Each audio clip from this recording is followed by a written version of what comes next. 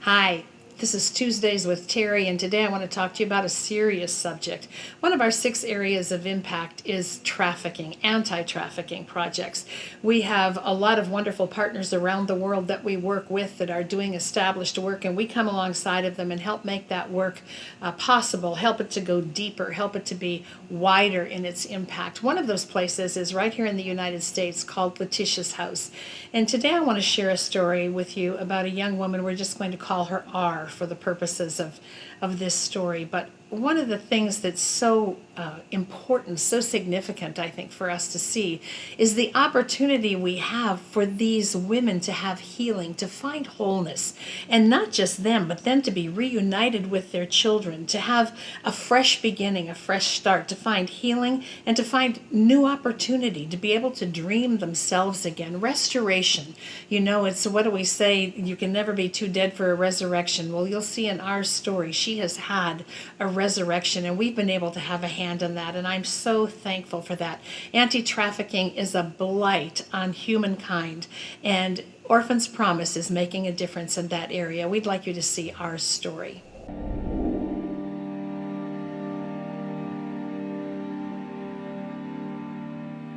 I was born and raised in Meeuwsburg, New York with 3 siblings.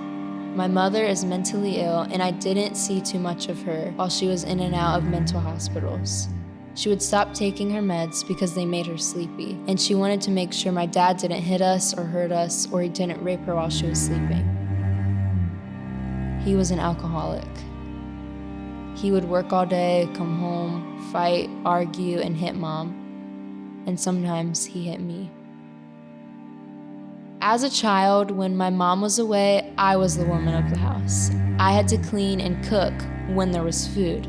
But at a very young age, I started eating paint chips and got lead poisoning that caused me brain damage.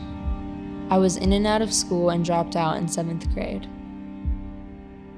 Soon after that, Child Protective Services was called, and my parents lost custody of me and my siblings.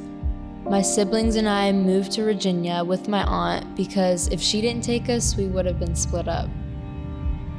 At 21, I had my first child, and at 22, I met my now ex-husband, who was 52 years old.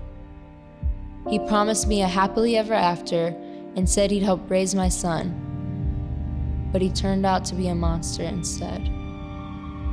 He was an abusive pimp who was well known to the police, but he had me under his full control. I lost my children, and my family wanted nothing to do with me.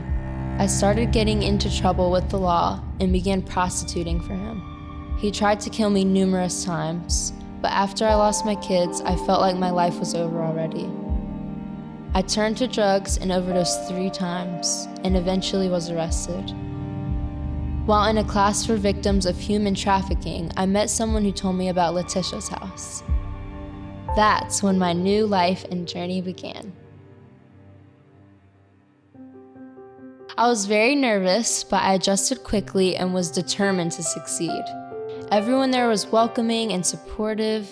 I started going to church and decided that it was time to make a choice. I knew that God was listening to my prayers and answering them. I was even water baptized 2 months after coming to Latisha's house. From that point on, I started accomplishing so much. I regained a relationship with my family and my child. I was able to find out details about my first 2 children. I lost the desire to do drugs. I attended classes. I saw a counselor once a week. I was able to get weekly visitations from my son. I got a job and was able to save money and focus on preparing for my future. I even got help with my tuition to achieve my dream of becoming a cosmetologist. Although I have since graduated from Latisha's house, I am just so thankful for everything they have done for me. My life has turned around completely, and I have had the best year of my life. They gave me hope. I don't think I could have made it without the help of Latisha's house.